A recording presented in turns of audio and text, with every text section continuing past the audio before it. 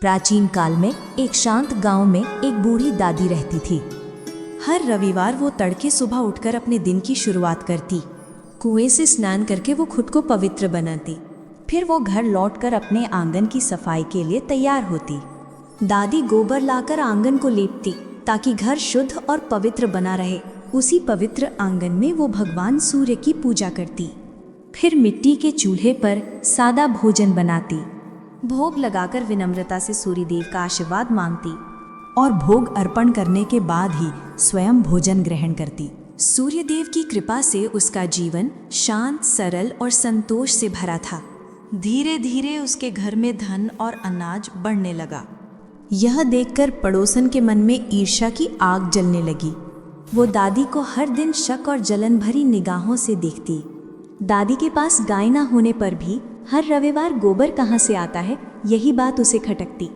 एक दिन उसने दादी को अपनी गाय का गोबर लेते हुए देख लिया और क्रोध में आकर उसने गाय को घर के अंदर बांध लिया ताकि दादी को गोबर न मिल सके। अगले रविवार दादी को आंगन लीपने के लिए गोबर नहीं मिला। वो बहुत दुखी हुई क्योंकि पूजा अधूरी रह गई। आंगन साफ न होने से वो खाना भी नहीं बना सकी। पूरे दिन वह भूखी प्यासी रही और सूर्यास्त होते ही थकी हुई खाली पेट सो गए। रात में सूर्य देव ने दादी को स्वप्न में दर्शन दिए। उन्होंने पूछा, माता आज भोग क्यों नहीं लगाया? दादी ने करुण स्वर में अपनी परेशानी कही, गोबर न मिलने का दुख बताया।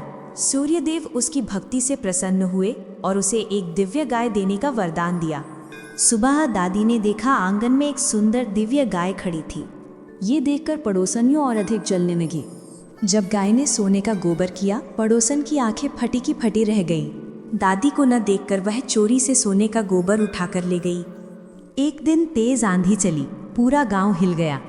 दादी ने गाय को सुरक्षित रखने के लिए उसे घर के अंदर बांध लिया।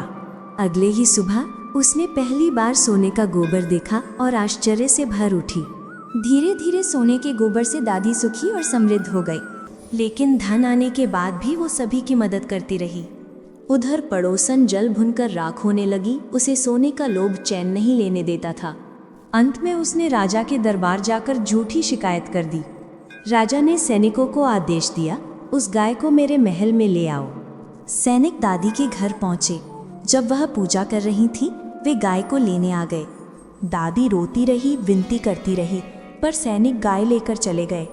राजा ने सोने के लालच में गाय को अपने कक्ष में बांध दिया, पर अगले ही दिन पूरा महल गोबर और बदबू से भर गया। क्रोधित राजा ने पड़ोसन को बुलाकर उसे दंडित किया। फिर दादी को बुलाकर क्षमा मांगी और सम्मानपूर्वक गाय लौटा दी। दादी ने राजा को रविवार व्रत की महिमा सुनाई और पूरे राज्य में इसकी घोषणा कर दी गई।